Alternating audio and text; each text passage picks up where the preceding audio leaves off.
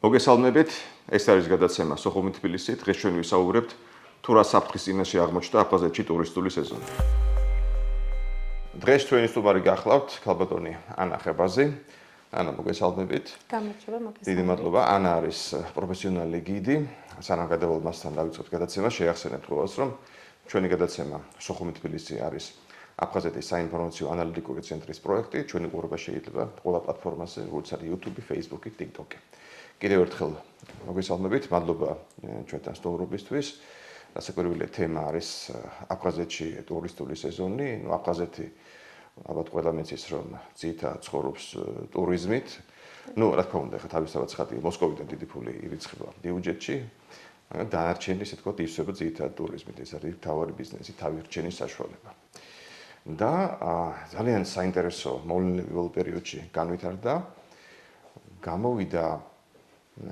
გამოვიდა ერთდროულად, ისე ვთქვათ, ორი ჩინოვნიკი, ერთი ტურიზმის ერეწოდებული მინისტრის მოადგილე და ერთი კიდევ ტურიზმის სამინისტროს თანამშრომელი და გააკეთეს საკმაოდ უცნაური და მკვახე განცხადებები რუსი ტურისტების მიმართებაში.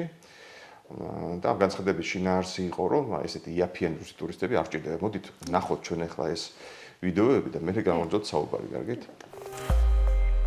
Какого туриста мы принимаем?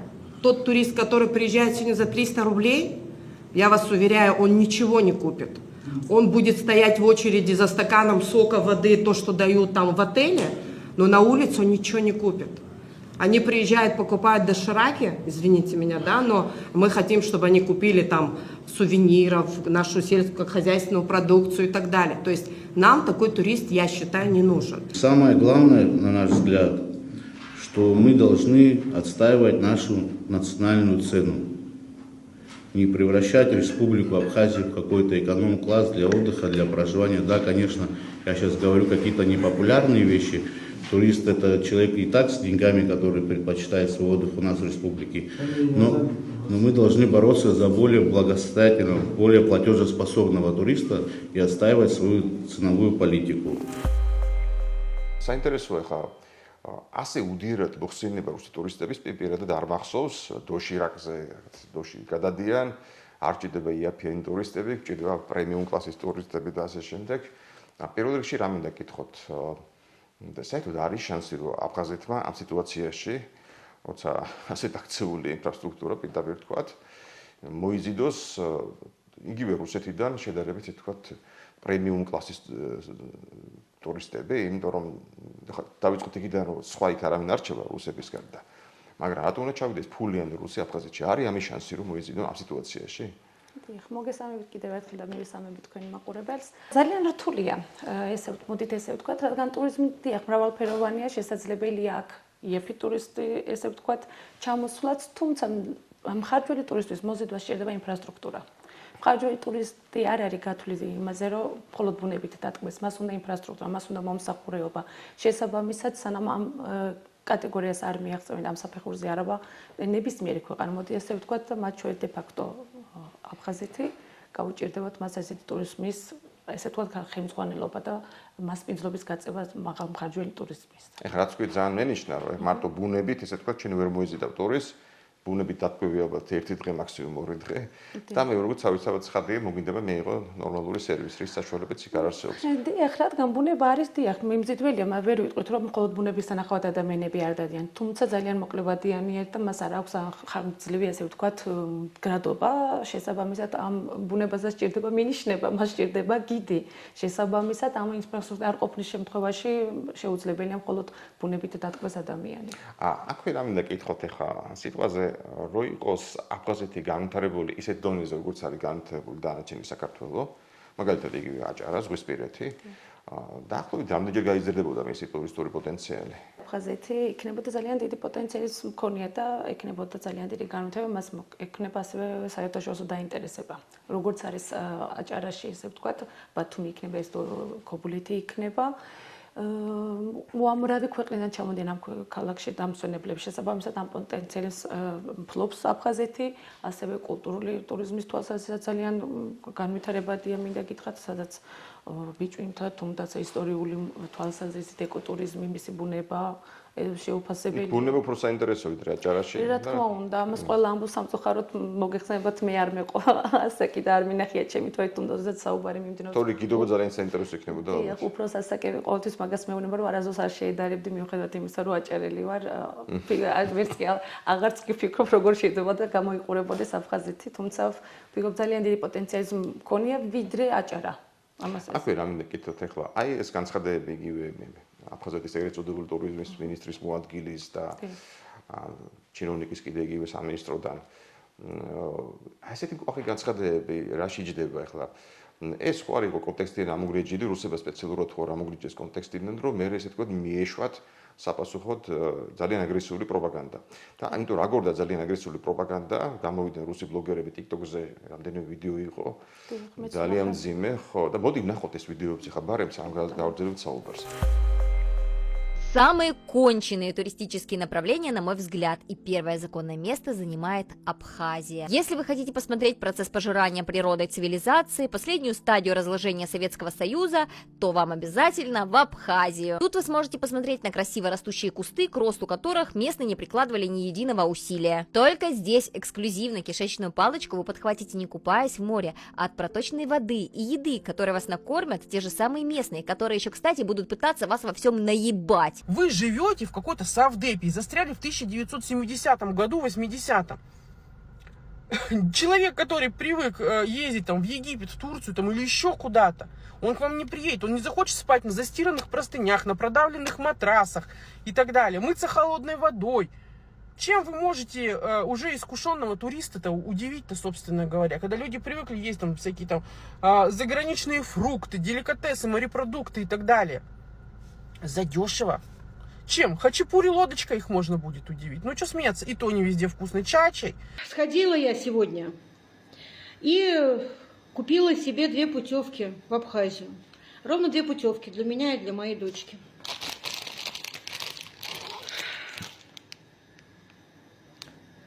А они, оказывается, недействительные. Я потом только увидела, что они недействительные. То есть, короче, в Абхазию меня не пропустят по таким путевкам.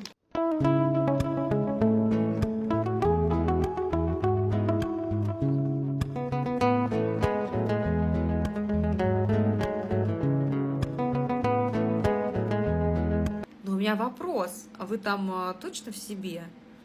Или у вас в горной воде уже не только минералы, но и мания величия? Давайте цифры для тех, кто забыл, чем питается их экономика. Ну, 40% бюджета Абхазии – это прямая помощь из России. Основной поток туристов – это россияне, и как раз те самые, кто едет на машине с детьми и небольшим бюджетом. Туризм – единственная дышащая артерия республики. Сервис на уровне советская база отдыха без ремонта, медицина отсутствует, как и канализация в некоторых районах. И что турист получает взамен? Ротавирус, очереди на границе и отношение уровня «что-то тут приперся со своими 300 рублями».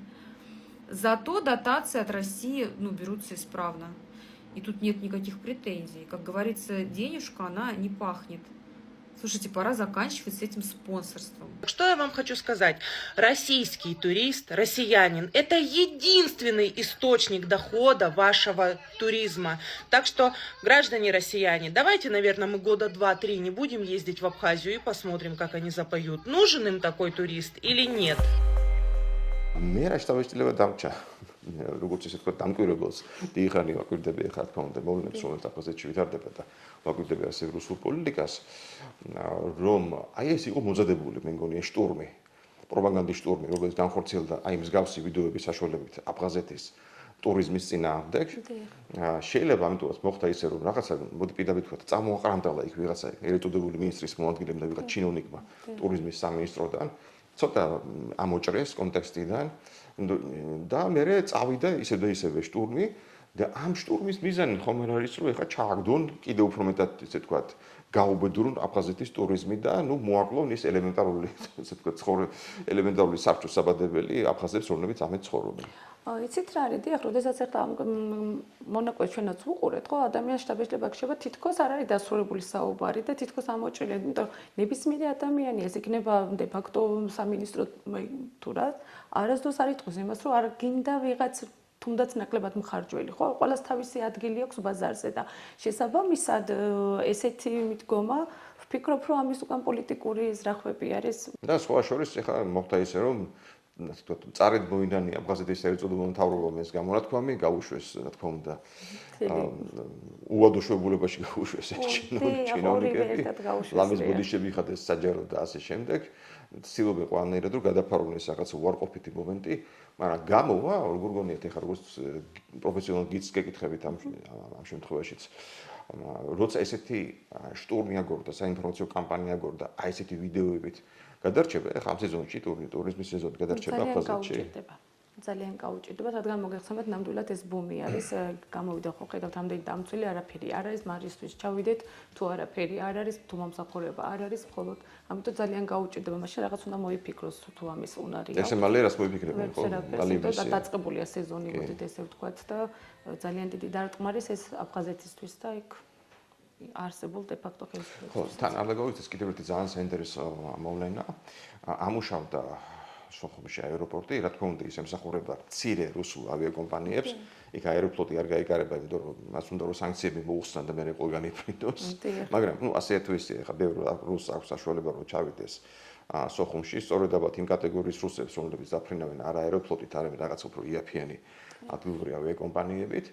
და თუ ეხლა ჩავიდა ბევრი ნაკლებად ხარჯველი ისე და ისე რუსი ტურისტი აფხაზეთში და არ დახვდა შესაბამისი ინფრასტრუქტურა, ნუ ალბათ ეს გამოიწვევს კიდევ უფრო დიდი მეგაცრუებას ხო აფხაზეთით. თუ ხო, ანუ თუ წელს მაინც მოხდა რომ ჩავიდა ბევრი რუსი და არ დახვდება შესაბამისი მომსახურე ინფრასტრუქტურა და აი ეს ისე და ისე გვაყენებს ჩვენ ესე ვთქვათ, ჩვენ რა ესე ვთქვათ, აფხაზეთს აყენებს იმ პრობლემის წინაშე რომ რაკნან ან გაუხსნან ესე ვთქვათ კარი რუსულ ინვესტიციებს და შესაბამისად შედეგი იქნება ის რომ ყველაფერი აღმოჩნდება დღეს თუ არა ხვალ მსხვილი რუსი კომპანიების ხელში ადგილობრივი ბიზნესის კი ბატონო რაც უნდა ადგილობრივი ბიზნესის საერთოდ ჩაწვება და გაქრება როგორც ასეთი ან დარჩენან გაუბედურებულ სიტუაციაში და საერთოდ ჩაუვარდეთ ეს ტურისტული სეზონი წლევანდელის და შეიძლება მომდევნო წლის სეზონიც ხო დიახ, ეს ჯაჭვური სისტემა აწყობილია ყველაფერი ერთმანეთს და შესაბამისად ეს ძალიან ხელსაყრელია რუსეთისთვის, ესე ვთქვათ. მას დიდი ხანია უნდა ინვესტიციების ჩადება მოგეხსენებათ, რაზეც უარს არ აცხადებს de facto აფხაზეთი. შესაბამისად, ცდილობს რომ ერთადერთი წყარო რაც დარჩა აფხაზეთზე ეს არის ტურიზმი და ტურიზმზე ამიტომ არის ამ ხელას ეწოდა ჩემი აზრითაც. თუ ის წყაროც მან გააკეთოს. ის წყაროც მან რო გააკეთოს. შესაბამისად, აფხაზეთმა ერთადერთი რაც ქნა და რამდენიმე იმაში მომყვა კიდე ვიდეო მასალებში ვნახე, ну ძალიან დიდი ციფრები გამოაცხადა რომ მიიღეს ტურისტები და რომ ძალიან ყველაზე მეტი ტურისტი ეხლა ყავთ მიღებული შესაბამისად ეს კონშეტევა არის მათი მხრიდან. საინტერესო კონშეტევა. დიახ, საინტერესო კონშეტევა განახორციელეს, თუმცა ვფიქრობ რომ ეს რუსეთის ინვესტიციის ჩადების ყველანაირ წყაროს ცდის რომ ესეთი ანუ ესე ვთქვათ დაასუსტოს მოდით ესე ვთქვათ ტურიზმით შემდეგ გინდა თუ არ გინდა რაღაც უნდა ქნას აფხაზეთმა. შემდეგ შემოვა ისეთი ესე ვთქვათ ტურისტულზე იქნება ეს გათვლით ჩემი აზრით ინვესტიციები ჯერჯერობით რასაც ისევ რუსეთი გააკეთებს აფხაზეთში ის იქნება ისევ ტურიზმზე მიმართებაში ეს იქნება სასტუმრო საკვები ობიექტები და ასე შემდეგ და ასუსტებს ადგილობრივს და შემდეგ მონოპოლიას გახდის და არ უნდა გამორიცხოთ რომ საწყის ეტაპზე მაინც რუსული კომპანიები რომლებიც ალბათ იქ ოდესღაც შევლენ ლოგიკურად ეს გარდაუვალია ახლანდელი სიტუაციიდან გამომდინარე საერთოდაც შეიძლება მათ წაგებაზე იმუშაონ ძალიან იაფიანი მომსახურებას შესთავაზონ და ხარისხიანი მომსახურებას შესთავაზონ ტურისტებს. ამით ჩაძირონ ძალიან სწრაფად ჩაძირონ ადგილობრივი ბიზნესები და ნუ მე ფასი აწიონ. როცა მონოპოლიას მოიყვებენ, მე ფასი აწიონ. სამწუხარო ფაქტი, მაგრამ ნამდვილად ესე იქნება, რადგან ეს ძალიან ბევრ ქვეყანაში გვხდება მსგავსი ანალოგია და მაგალითები და შეუძლიათ, რადგან მოდით ესე ვთქვათ რეკლამებიდან დაწყებული ასე შემდეგ ყველაფერს იღონებენ იმისთვის, რომ თავიანთ ახალ ობიექტებს გაუწიონ რეკლამამ, იქ მოიზიდონ ცნობილი სახეები და ასე შემდეგ და აი აქ ნახეთ როგორია კარგია და ასე შემდეგ, ნუ გაუჭირდებათ ამის კონკურენციის გაწევა ნამდვილად. ეს რეალურად საბოლოო ჯამში ჩვენ მივიდივართ იმ დასკვნამდე, რომ ყველაფერი ეს არის მხოლოდ პოლიტიკური ინვესტიცია.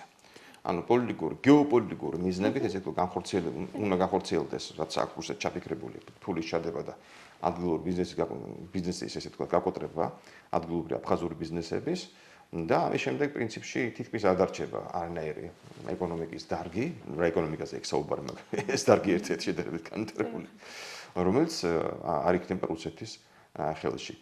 ეს გამოიწვევს იმას, რომ ეს ხომ იწვევს იმას, რომ აი აფხაზები კარგავენ რაღაცა თავიანთი დამოუკიდებლობის თუ რაც როგორც ეძახიან თვითონ იმის საბათ უკანასკნელ ელემენტს კარგავენ. ხო, ტურიზმი მაინც იყო მათ ხელში. და ეხლა რა შეესახმე ნატოს ამ შეკითხვას? ამ ხალხმა აფხაზებმა ბევრი ისე თქვათ წინამდებობა გაუწიეს აქამდე რუსებს, რომ შეინარჩუნებიათ დამოუკიდებლობის რაღაცა ელემენტი. და ბევრჯერ ყოფილა, რომ გაუძლეს ზეწოლას, მე გამოვიდნენ ქუჩაში და ამხევს თავრობა. ბევრჯერ ყოფილა მსგავსი რაღაცეები, ხო? ეხლა აფხაზებს ყავთ ალბათ ყველაზე უფრო ისე თქვათ მორჩილი მთავრობა, მორჩილი მოსკოვის მიმართ. ამათ ჩვენ ვხედავთ. ეხლა კირიენკო, რომელიც სხვა შორის სოხუმში ყოფილა დაბადებული, აკონტროლებს იქ პრაქტიკულად ყველაფერს. და რა თქმა უნდა, ეხლა რუსეთს ყველაზე უფრო ძლიერი პოზიციები აქვს სოხუმში, ვიდრე აქამდე ქონია. და უფრო მეტი შანსი აქვს, ვიდრე აქამდე ქონია, რომ აი ეს კანონები გაატანონ აფხაზებს, კანონები ინვესტიციის შესახებ, რომლებიც მისცემს რუსეთს საშუალებას, რომ ფული ჩადოს. და ნახოთ ჩვენ, ძალიან საინტერესოა თქვენი აზრი, აი ამ სიტუაციაში, როცა აფხაზებს ესე თქვათ სასწორლე დაუდგებათ, ან ტურისტული სეზონის ჩავარდნა, ან დაკარგვა რაღაცა დამოუკიდებლობის უკანასკნელი ელემენტის, აი რას იზამს აფხაზური საზოგადოება, ძალიან საინტერესოა. საზოგადოება რას და ნამდვილად ამ მოვლენებს უნდა დაველოდოთ. უპირველეს ყოვლისა, რაც თქვენ ბრძანეთ, ეს რუსეთს ემორჩილებიან ძალიან ნათელი მაგალითია, რადგან მოგეხსენებათ ამ ორ ადამიანს გამოუშვა დამცველები სოციალურ ქსელში, როდესაც ისინი თანამდებობიდან მოხსნეს. და ამ თანამდებობიდან მოხსნა ესეთი მით გამართლეს, რომ აფხაზეთის თვითონ კანონმდებლობა იცავს სიტყვის თავისუფლებას და ასე შემდეგ და ნუ რა დააშევს ამ ადამიანებმა გარდა იმისა, რომ თქვენს რაღაცა არ ყავდეს იაფიანი ტურისტები და ამის გამო რატომ მოიხსნეს და ეს ადამიანები რომ მოხსნეს, ეს გვერდჩვენებს იმას, რომ რუსეთის ბრძანება არის, ეს არის რუსეთიდან მოსული ბრძანება, რასაც საემორჩილა ხელისუფლება და როდესაც ეგრეთ წოდებული ტურიზმის მინისტრი შეხვდა ეგრეთ წოდებულ აფხაზეთის დე-ფაქტო პრეზიდენტს მოახსენა, რომ პრობლემა აღმოფხვრილი იყო, რადგან ეს ორი ადამიანი მოხსნილი იყო თანამდებობიდან. შესაბამისად, პატაკი ჩააბარა შეიძლება ითქვას და მოდით ესე ვთქვათ, ამ შემთხვევაში ჯერჯერობით ხალხის არანაირი აქტი არ ჩანს ჯერჯერობით. ნუ არ ვიცი სადამდე არ გამოჩნდება, არის რაღაცა მოთმინების უნარი აქვს ადამიანებს, რაც ალბათ არა თავიანთი და ნახოთ რას იზამენ. ჯერჯერობით ამის მაჩვენებელი არაფერი ხელთ არც მასალები არ გამჟღერებულა სოციალურ ქსელში. ნუ ტელეგრამ არხებია მოგეხსენოთ ხოლმე იქიდან თუ შეგვიძლია თვალყური ვარ. აფხაზეთი ძირითადად ზის ტელეგრამ არხებზე, რუსულენოვანი სექცია და ამიტომ ეხლა ისევ და ისევ როგორც გიდს მინდა შეკითხვა დაგისვათ, რაც მე მგონი ბევრს აინტერესებს, არა მხოლოდ იმათ, ვინც აფხაზეთით ინტერესდება. რუსი ტურისტები სიამდვილეში მართლა იგი მხარჯველები არიან, როგორც ამბობენ? მოდით ესე ვთქვათ, მაყურებელს არ შევიყვან შეცდომაში და ვიტყვით თავდაპირველად იმას მოგახსენებთ, რომ არა ვარ მე თვითონ რუსულენოვანი გიდი და გახლავთ თურქულენოვანი გიდი. თუმცა, რა თქმა უნდა, მთელი კოლეგა 90% რუსულენოვანი კოლეგა მყავს და მათთან დაკვირვებით და მათთან შემიძლია ესე გითხრათ, რომ გამონაკლისი რა თქმა უნდა არის მხარჯველი. თუმცა ძირითადად ესენი საშუალო მხარჯველი ტურისტები არიან. რუსები არასდროს არ არიან არც ერთ ქვეყანაში მაღალ მხარჯველი ტურისტებად არ მოგვევლინება. შესაბამისად, ნაკლებ მხარჯველი ტურისტი არ არის ხშირად სასურველი, რა თქმა უნდა ესტუმრობა, მაგრამ განვითარებას ძალიან უშლის ხელს. შესაბამისად, მე ვფიქრობ იმას, რომ აფხაზეთში ეს მოვლენები სწორედაც აქედან არის გამომდინარე, მოთხოვნა არა ეს მოთხოვნა, როდესაც არ არის, შესაბამისად ამას განვითარება არ მოყვება. და არ არიან მხარჯველი ტურისტები, მოდი რეალურად ვთქვათ. შეიძლება დიდხანს ჩერდებიან ქვეყანაში, სადაც მიდიან, ეს არის რადგან მოდით ამის პოლიტიკა ხო არის აფხაზეთში ვიგამთავრდა ინფრასტრუქტურა, იმიტომ რომ ჩადიან არა მხარჯველი. რა თქმა უნდა, იმიტომ რომ ესენი ერთმანეთთან კავშირში არის, ხო ჩვენ რაღაცას ვითხოვთ, როდესაც ვითხოვთ მოგეცომა, ეს ხო ორჯერლორი არის, შესაბამისად არ ითხოვენ, რადგან ნახეთ რა ესეთ არ უნდა დაგვავიწყოს, ტურიზმი არის კიდე ერთი იყოფა შტოებად, ხო? ესენი არიან დამსვენებლები, ტურისტად ცოტა კი უცხო ქვეყანაში როდესაც ადამიანის არის ტურისტი, მას ესე უწოდებ, მაგრამ ესენი არიან დამსვენებლები. დამსვენებლი ყოველთვის ცდილობს, რომ ნაკლები დახარჯოს. შესაბამისად, მოთხოვნა დაბალი აქვს. საშუალო ფენას, რაც ხელს უშლის აუცილებლად განვითარებას. ანუ გამოდის რომ თლად აფხაზების ბალი არის, რომ ეგეთი აქციულია. თუმცა მათი ბრალია, იმიტომ რომ ასეთ დღეში აღმოჩნდა რომ მხოლოდ რუსი ტურისტები ჩადიან. რა თქმა და დაბალ ბიუჯეტიანი ტურისტები ჩადიან. და კიდევ რა მინდა გკითხოთ, საერთოდ ამ ბოლო დროს მე მგონი გაჩნდა ერთი სერიოზული პრობლემა, როცა ზოგიერთი გიდი, ესე ვთქვათ, დამსვენებლებს ტურისტებს არასწორ ყალბ ისტორიას უყვება ხოლმე, რაღაცა თავის ზღაპრებს უყვება ისტორიაზე. აფხაზეთში ალბათ იგივე პრობლემა თქო უნდა არის, ჩვენთვის მკვლინური რომ უყვებიან ზღაპრებს, რომ ქართველები არასოდეს არ ყოფილან და ეს რაღაცა სულ სხვა კულტურაა და ასე შემდეგ. აი ასეთ დროს როგორ უნდა მოხდეს ამესწინებდი, ეხლა აფხაზეთში ამესწინებდი ბრძოლა ჩვენთვის ძალიან შეუძლებელია, მაგრამ ზოგადად რა ხდება ხოლმე ასეთ დროს? დიახ, ძალიან მტკივნეული თემა არის, ძალიან მტკივნეულ თემას შეეხეთ ჩვენ გიდებისთვის. ეგრეთ წოდებული გიდები არიან, რომლებიც არასწორ ინფორმაციას იძლევიან მოდი რეალურად თქვა. ჩადახა შეგნებულოდაც შეიძლება. კი, შესაძლებელია შეგნებულოდაც იყოს წადებული და ამას ვერ გამოვრიცხავთ. შესაბამისად, ამას სჭირდება კონტროლი, მოდით ესე ვთქვათ, აუცილებლად განათლება. თავარი რაც არის. პატარა ვიდეო როლიკები ამაზე გქონდა ჩვენ საუბარი. ადამიანები ძალიან ამ დროს არ უთხოვენ დიდი ხანი რაღაცა ისტორიულ თუ არ არის ეს მათი ჰობი ესე ვთქვათ ან ინტერესის სფერო. შესაბამისად უნდა მოხდეს განათლება. სახელმწიფომ აუცილებლად სერტიფიცირებული გიდები. უნდა აღმოიფხვრას ქვეყანაში უცხოური გიდების ესე ვთქვათ ტურისტ ჩატარების. ზოგჯერ ხდება ის რომ არ ყვება არასწორ ინფორმაციას, რადგან მათი ყველამ ერთი საერთო ისტორია წაიკითხეს და ესე იციან მაგალითად აფხაზეთისა და საქართველოს შესახებ ისტორია. შესაბამისად აქ უნდა ხდებოდეს კონტროლი, უნდა იყოს ადგილობრივი გიდი, რომელიც შესაბამისად დაყრდნობით წყაროებს, ესეც არ უნდა იყოს ზეპირმეტყველი, აი მე ესე მინდა მე ქართველი ვარ და ესე იყო არა ამას არის ანუ ჩვენ ეს ამასთან გვიწევს ბრძოლა, როდესაც ისტორიას ყვებით, ვიძახი შესაძლოა თქვენ სხვა წყაროზე, მაგრამ მე ამ წყაროზე დაყრდნობით ვამბობ ამას თუ გნებავთ, მაშინ განვარცოთ თემა და ასე შემდეგ. ამიტომ ეს უნდა იყოს აუცილებლად ისტორიულ წყაროზე დაყრდნობით გადაცემული ინფორმაცია, რადგან სხვა შემთხვევაში, როდესაც ტურისტს აქვს სხვა ისტორია წაკითხული, თქვენ უყვებით სხვა რაღაცას, ამ შემთხვევაში ტურისტში ჩნდება ესეთი უნდობლობის, ესე ვთქვათ, გრძნობა და ეს ძალიან ცუდია ამ შემთხვევაში, თავს მოტყუებულად გრძნობს. გონია რომ თქვენ ატყულებთ ტურისტი არ მომოატყუოთ რომ ფულს დახარჯავს. იმიტომ გონია რომ თან საქმე ის არის რომ თქვენ ხართ ახლა პროფესიონალი გიდი გაქვთ ასოციაცია გავლილი სწავლა ჩადებული და ნუ ამ დროს გონიხავთ თქვენ ატყულებთ და არა ის პროპაგანდა იმას იმხალა დიდი მოყვება რომ სამწუხაროდ დიახ. კი, გასაგებია. საინტერესოა ძალიან. ნუ რა ხანისებ და ისევ ეს თემა ალბათ თითქოს იტრიალებს კარგი გაგებით რომ მომავალშიც აუცილებლად მოგიწვევთ და იმედია გვესტუმრებით. დიდი მადლობა ანა. დაუცე მადლობა თქვენ, მადლობა მოყვა. დიდი მადლობა ჩვენი გადაცემა ისე დაბრუნდება.